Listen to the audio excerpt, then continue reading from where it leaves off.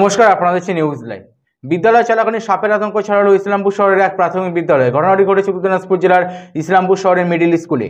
বিদ্যালয় চলাকালীন এই ঘটনায় যথারীতি আতঙ্ক সৃষ্টি হয় ছাত্রছাত্রী থেকে শুরু করে শিক্ষক শিক্ষিকা সহ উপস্থিত সকলের মাঝে। খবর দেওয়া হয় পঁচিশপ্রেমী সংগঠনে। শিক্ষক শিক্ষিকারা সকল ছাত্রছাত্রীদের নিরাপদ স্থানে সরিয়ে নিয়ে যান।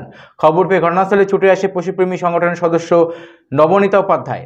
তিনি সাপটিকে অক্ষত অবস্থায় উদ্ধার করেন। বিদ্যালয়ের প্রধান শিক্ষক বাসুদেব মালাকার বলেন, বিদ্যালয়ের ছাত্রছাত্রীরা সাপের কথা বলে আমরা তৎক্ষণাৎ ব্যবস্থা গ্রহণ করি।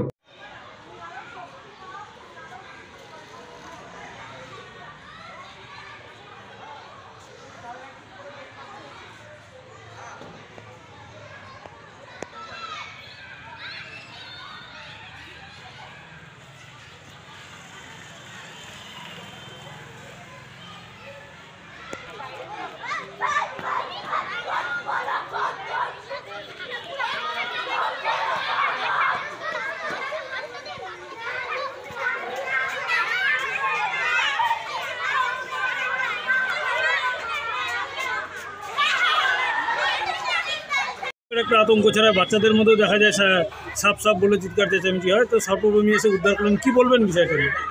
বিষয়টা হচ্ছে যে এটা একটা পুরনো স্কুল তো, আর বহু বছর আগে সাপ দেখা যেত। মাঝখানে প্রায় 15 বছর ধরে কোনো সাপের আমরা দেখিনি।